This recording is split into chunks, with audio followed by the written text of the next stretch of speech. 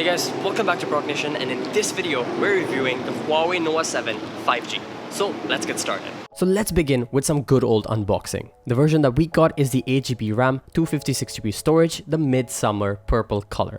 So getting into the box, that is what the phone looks like with the color, and the design is quite interesting, but more on that a little bit later.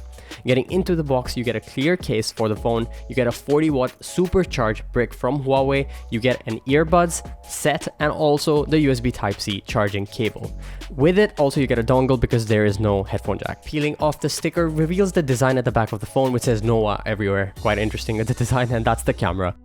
So setting up the phone is quite straightforward and easy. The fingerprint sensor is located at the bottom of the screen, so that setup is easy, and it gives you a quick little tutorial, and that's it. You're in to the phone.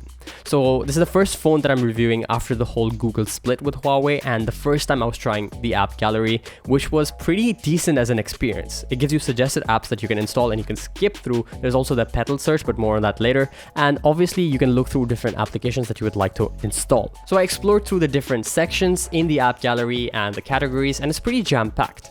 My usual first app to install is Call of Duty Mobile because that's how I test the processor and performance for gaming, but there wasn't an option to install it, but just add it to wishlist. So I was a bit confused, but then I tried PUBG Mobile and it was the exact same problem. So I decided to go for the games section and pick the first game that I thought was interesting to me, and that was Asphalt 9. Now, obviously the installation was pretty straightforward after that, and I played it, but more on that later. Now, the fingerprint sensor is fast and snappy and pretty responsive. However, it is located lower than most smartphones with in-screen fingerprint sensors. So if your angling is a little bit long, especially with how you naturally hold the phone, you won't be getting it, and it gets a bit frustrating. On the front of the phone, you have the 6.53-inch OLED display, the 32-megapixel front camera, and the fingerprint sensor, obviously. And the phone comprises of a 4000 mAh battery and also the Huawei Kirin 985 chipset. Now, this chipset isn't the greatest, but for the intermediate mid-range phones, this is a very good processor. So from first impressions itself, the phone does feel pretty decent in your hands. As you guys saw from the unboxing itself, holding the phone feels pretty nice. The shape, the sizing of it is great, especially for hands that are my size. It's even, I would say, on the smaller side of phones, which feels pretty decent at hand. But the thing that catches your eye immediately is the design at the back of the phone. It's got a very glossy finish to it, but not in a bad way. I usually prefer matte phones, but this one has got a really interesting glossy glow to it, and the way the light falls on it projects different shades of purple to pinkish to magenta. It looks really great. So let's jump into the camera performance. The first camera at the top is an 8-megapixel ultra-wide-angle lens, and the second is the 64-megapixel main shooter. So moving forward from that, the third lens is going to be a 2-megapixel macro lens, and the last one is an 8-megapixel telephoto lens with 3 times optical zoom. Now, the zoom boasted at the back is going to be 20 times zoom, which actually performs surprisingly really well. You can see from going from wide to 1x, 3x to 5x, all the way up to 20 times zoom. Especially when you get to 20 times, it gives you that mini navigation box on the left, so you can actually keep track of how far you've zoomed in and where you're actually looking, and obviously you're able to always know where you are. Snapping a picture, that's what it looks like, as you guys can see right there with the 20 times zoom. Now, moving forward, we can obviously see the performance is not the greatest, but it's pretty good at 20. But the ultra wide angle lens looks absolutely amazing. These pictures are completely unedited, but you can see it looks so vibrant and colorful. The color reproduction is really great. I shot all of these during sunset, so the vibrancy is all from the camera phone itself. No editing done here. It's very punchy with the colors, very vibrant, very sharp. Even when you zoom in from ultra wide to 1x, now we're at the 3 times zoom, it looks really great, and the quality has not depleted at all. Even at 5 times zoom in, the quality looks really great. Sharpness is maintained, and that zoom mechanism is really great on this with the digital hybrid zoom. But when you get to 20 times zoom, you can obviously see quality degrade a little bit because there's a lot of digital zoom involved. Now, going through the different shots taken with the phone, you can see color reproduction and HDR performance is really great. With the ultra wide, with the 1x, it looks really nice in terms of the colors, the sharpness. It's very punchy, and if you don't want to be editing your pictures, you're going to get a lot of detail out of this, even without shooting with the high-res mode. Now, all of these images, like I said multiple times, are unedited, and the performance just is that good, and the details are very nice. I was actually very surprised by how good the camera on this phone really is, especially considering how small the sensor is. If you move on to the high-res quality version, that's when you shoot with the 64 megapixel by default. You will not be shooting with that. That is the image taken at 64 megapixel, and if you zoom all the way out, that is how much detail you can actually maintain. It's the same shot just zoomed in at 64 megapixels, and it retains all those details.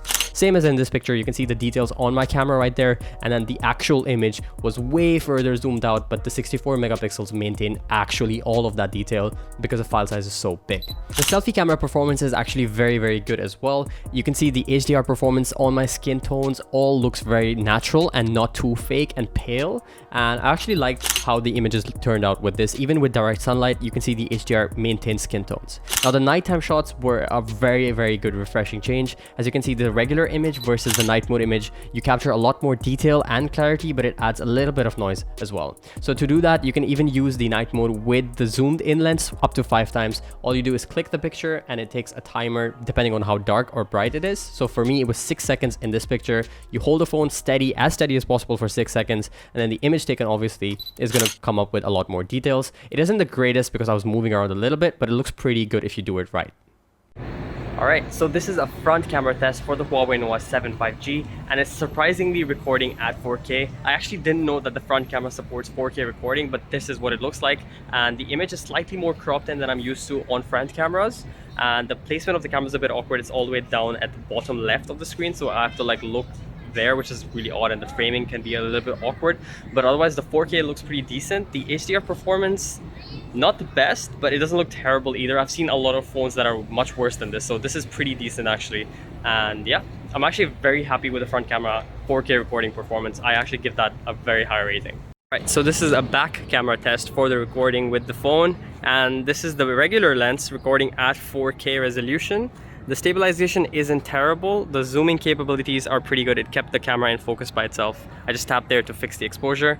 As you guys can see, the quality itself is pretty decent for the stabilization. Even the HDR situation, the sun's right behind. This is the quality coming out of the ultra wide angle lens recording at 1080p. Stabilization seems normal, and the image quality overall is pretty decent, I would say. Very on par with most of the phones that I've seen at this price range. So as you guys can see there, the HDR performance isn't insane, but it does look pretty decent right there. You can actually change the different lenses while you're starting one video without having to cut and re-record again. So we're gonna go from wide all the way to 1. As soon as it hit 1, it switches the lens, as you can see right there. Now it's a new lens, and of course you can see the sharpness increase. And the same thing happens when you zoom in all the way up to 3 times in zoom. The lens is gonna switch right there. Boom, lens switch, and the improvement in quality is very obvious because you're doing that optical zoom right there. And then 3 onwards is obviously gonna be all digital hybrid zoom, as you can see right there. I can zoom in all the way, and the quality isn't really terrible. We're getting pretty decent performance out of that zoom right there without even having to cut the video. Now I'm not very sure how new this feature is, but it has something called dual view, as you guys can see right there. Let me just zoom that in. That's called dual view. In this, you're allowed to shoot with the front and the back camera simultaneously. Like if I click on dual view right there, you can see it splits it up into 2 views, the back camera and the front camera. So we're gonna do a quick recording with that and show you what that looks like. All right, so now this is a quick test for the dual view on the Huawei Nova 7 5G, and this is actually pretty awesome. I can shoot what's in front of me and behind me simultaneously without having to take multiple shots in the situation. Now is a perfect time to show you why this feature is really useful. So you can actually I can pretty much just be recording the butterfly and talk to you at the same time without having to cut and go through it again. And obviously I can zoom in as well. That is really great. I really appreciate that feature. So I can get in really close, and I'm essentially just, yeah, this is so cool. This is my hand. Hello. Very sick feature. Very happy with this. So lastly, we're going to be looking at the gaming performance on the Huawei Nova 7 5G. For this section, I usually use Call of Duty Mobile or PUBG because they're slightly heavier in terms of graphics on the processor of the phone. But even Asphalt 9 is a pretty graphics-packed game, and it puts a little bit of strain on the processor. But as you guys can see, for the Nova 7 5G, it was no issue whatsoever. I had no lag issues, I had no stuttering issues, and it was a super smooth gameplay experience. And that's pretty much what you get throughout the device and using this phone.